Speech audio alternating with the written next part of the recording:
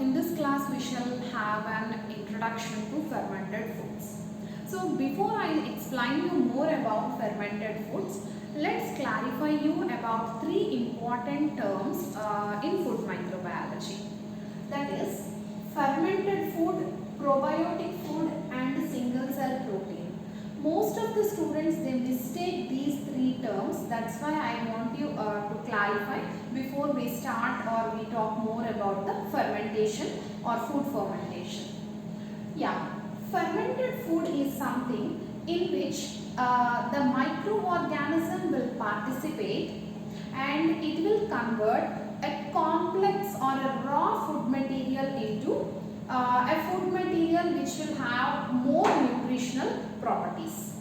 Okay, but in case of the fermented foods, sometimes after preparing the fermented food, before consuming the food, we heat the fermented food to a very high temperature and we kill the microorganism. It means that in case of fermented food, when I call a food as a fermented food, it's not compulsory that the live microorganism exists in the food. Sometimes the live microorganism may be there in the food, or sometimes we kill the organism before we intake the food. Which means we use the microorganism only to do the process of fermentation and to prepare and give you the fermented food before consumption or at the end of the food preparation process. We heat the food at very high temperature and we kill the organism. Sometimes, but not every time. This happens in case of the fermented food. I mean to mention you that in case of fermented food, you may not expect always the live organism in the food. Sometimes it may be there and in some cases it may not be there. I will give you example. Curd is a fermented food where the live microorganism is present.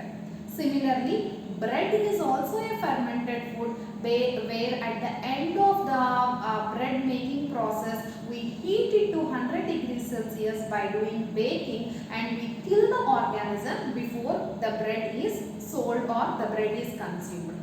Got it? This is the fermented food. Then coming to the probiotic food. Probiotic food is something where always we expect the presence of the live microorganism. The examples of probiotic food includes curd, yogurt, kefir. All these are the examples of probiotic food. So compulsory there should be the presence of live microorganism in this probiotic food and we consume the food along with the live microorganism because we expect that live microorganism to enter into our gut and help us in the digestion or other health benefits of the gut. Clear? Then we shall move to single cell protein. In case of single cell protein, we consume the whole microorganism itself. Only the biomass of the microorganism is consumed. Again, I will give you the example. Probiotic food. Let's take the example of simple curd again. What happens in the curd when you take 100 ml of curd? Almost 99.9 ml quantity biomass of your curd is because of the curd molecules. The fat globules or the carbohydrates present in the curd are responsible for 99.99% of the weight of your curd. But when I talk about single cell protein, the whole mass of the single cell protein will be only because of the microorganism. Okay, for example, spirulina is a single cell protein. We eat only the biomass of the organism, nothing else, that too as a source of protein especially. It can be killed organism also, but we take the biomass of the organism as a source of protein, hence we call it as single cell protein. A good example is spirulina. Clear? Once these three terms are clarified, we shall move or we shall focus more about the fermented foods. Yes, what are fermented foods? Fermented foods are nothing but when there is some raw food material, when any raw food material is acted by microorganisms. Okay, because of microbial activity, raw food materials are converted to products with more nutritional, products with more nutritional value, which has longer shelf life. You call such food products as fermented foods. Okay, why should we do food fermentation? What are the benefits of fermenting the foods? These are all the benefits of fermenting the foods. Talking about the first importance or first point why foods has to be fermented, preservation. Say for suppose I have a liter of milk. If I leave that liter of milk without refrigeration, say for 24 hours, if I am leaving the milk aside without refrigeration or without heating, what happens? Within 24 hours or within 12 hours, the milk will get spoiled. This we all know very well. But if I add the microbial culture, if I add a sample of curd into this liter of milk, within 24 hours it will turn into curd, and the shelf life of the milk will also be increased. So in this way, primarily fermented foods are used for preserving the food products, for preservation of the foods. Yes, how fermentation is helping in the preservation? Coming to this point, generally when the raw food materials are acted by the microbes, these microbes, they utilize these raw food materials as nutrients or the food materials for their survival, and they release out certain antimicrobial substances.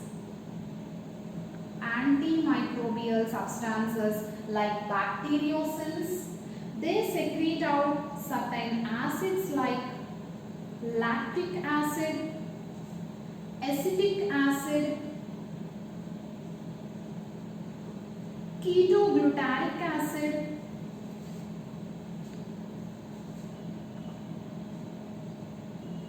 sometimes they also secrete ethanol.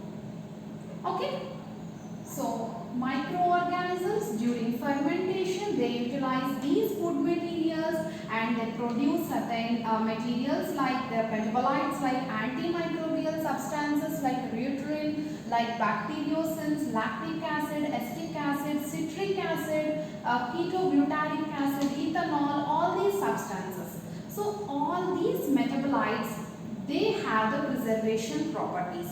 They will not allow the growth of spoilage microorganisms. This is the first thing. The second thing is they also lower the pH. You can see that all these are acidic compounds. Lactic acid, acetic acid, ketoglutaric acid, all these are the acidic compounds. Hence they lower the pH. When the pH is lowered, automatically most of the spoilage organisms will be inhibited and food contamination will not happen, and thus food can be preserved for quite certain long periods of time. So this is the first reason why we go for food fermentation. The second reason is easily digestible. Again, the microbes, they are cleaving or they are degrading the large carbohydrates, I mean complex carbohydrates.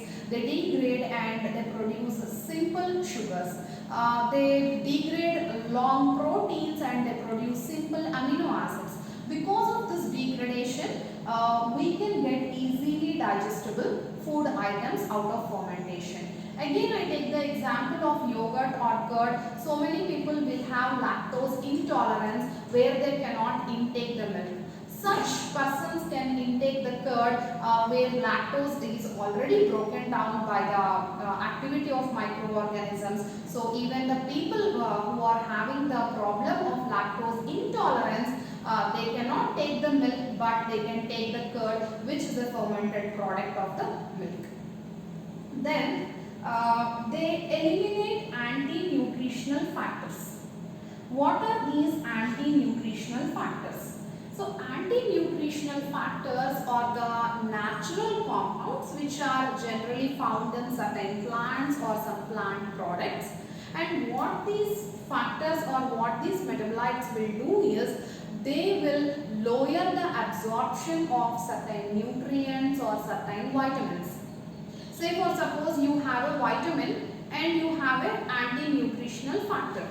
So the absorption capability will be of that particular vitamin will be decreased because of these anti-nutritional factors. They decrease the absorption capacity of the actual vitamins, and hence they are called as anti-nutritional factors. So during this fermentation, many of these anti-nutritional factors were also eliminated. Then the last use is that they also possess some therapeutic properties. Whatever the food products yielded at the end of the fermentation process by microbes, they do have the therapeutic properties, if wine is taken in very low doses at certain levels, if we take the wine, then it is going to help us in preventing the coronary heart disease. And also wine is also having one more metabolite, glucose tolerance factor, which is called as GTF, glucose tolerance factor, which is responsible for controlling the diabetes. So in this way, many fermented foods, they also have certain therapeutic properties. We can also take the example of lactic acid again, which is produced by many lactobacillus. Lactic acid bacteria produces lactic acid, right? So this lactic acid, it clears the cholesterol blocks and it will not allow the cholesterol to settle in the blood vessels, and again which causes the prevention of different types of heart diseases, right? This is all about the introduction of fermented foods.